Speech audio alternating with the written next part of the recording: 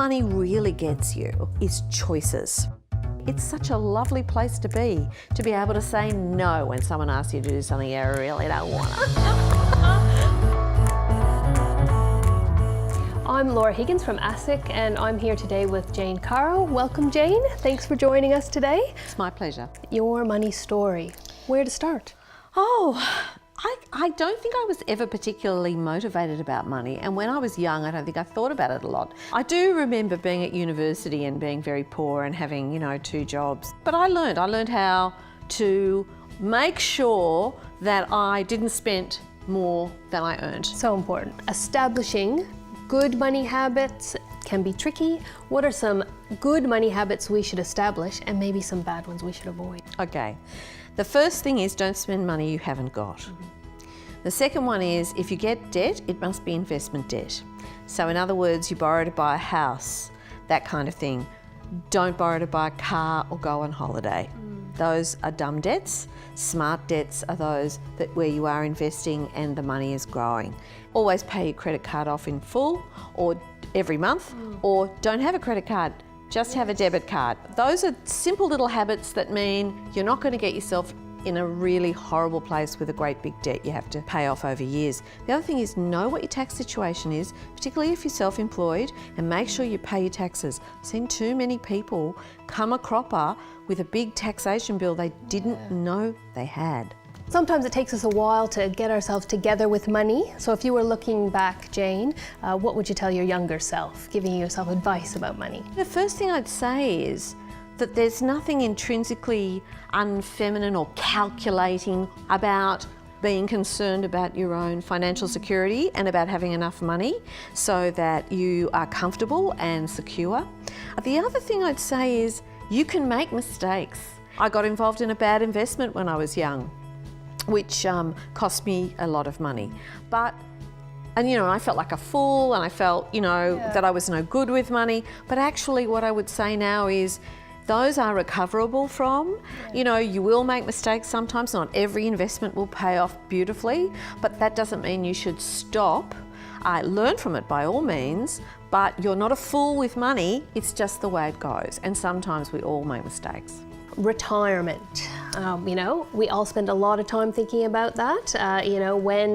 What happens after work?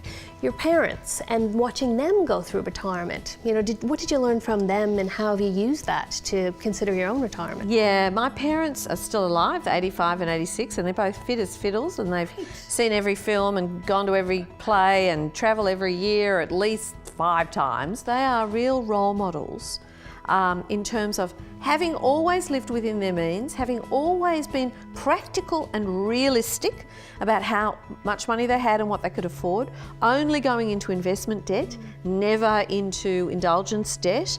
They had fun, but cautious about having enough. And it doesn't seem like it's particularly complicated or difficult. It's just being sensible, and that's what they were. And I'm sure that that's what my husband and I will be too.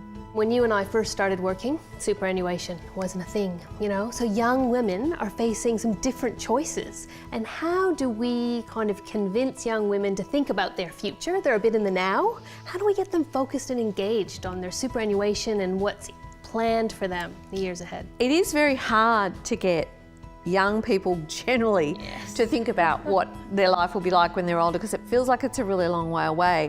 The thing about being older, and I'm 61 nearly, is you realise, no, you're going to get older faster than you ever dreamed possible.